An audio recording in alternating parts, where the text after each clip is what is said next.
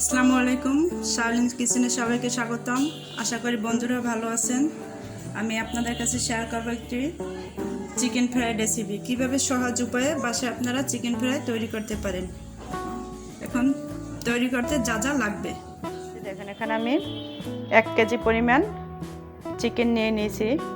এর সাথে রসুন পেস্ট 1 টেবিল চামচ, আদা পেস্ট 1 টেবিল চামচ, শুকনা মরিচ গুঁড়া 1 চা চামচ, লবণ পরিমাণ মতো, গোলমরিচের গুঁড়া 1 চা চামচ, 2 চা চামচ সয়া সস। দেখুন, এই যে সব মশলা মাংসের সাথে আমি ভালোভাবে মেখে নিয়ে নিয়েছি।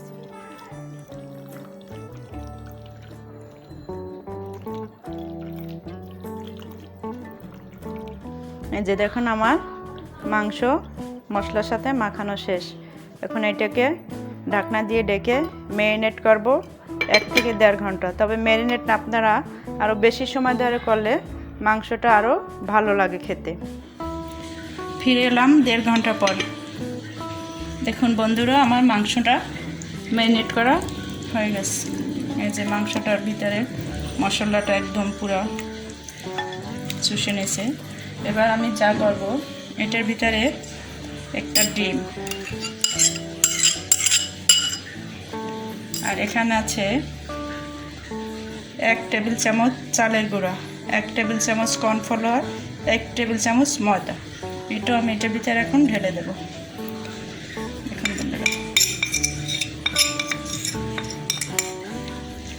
আজকে আমি চিকেন ফ্রাইটা আপনাদের সাথে শেয়ার করি সহজ উপায়ে বাসায়, যেভাবে আমি আমার বাচ্চাদের নাস্তায় তৈরি করি সহজভাবে। আজকে চিকেন ফ্রাইটা আজকের বিকেলের নাস্তা। সব কিছু ভালোভাবে মিক্সড করে নিলাম। দেখুন, এবার ভাজার পালা। চুলায় একটা ফ্রাই প্যান বসিয়ে হাই হিটে পরিমাণ মতো তেল নিয়ে গরম করে নিচ্ছি। এখন আমি চিকেনগুলোকে একে একে ফ্রাই প্যানে তুলে দেব। মাঝে মাঝে আমি ফ্রাই প্যানটাকে নেড়ে নেব, যাতে চিকেনগুলো সব দিক থেকে ভালোভাবে হয়ে যায়।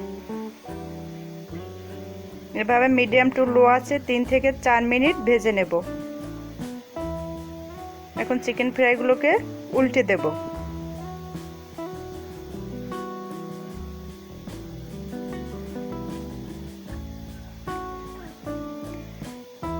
একইভাবে চিকেনগুলোকে অপর পিঠও 3 থেকে 4 মিনিট মিডিয়াম টু লো আছে ভেজে নেব।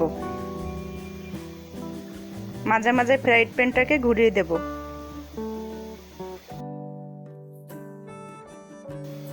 যে বাকি চিকেনগুলো আমি একইভাবে ভেজে নেব।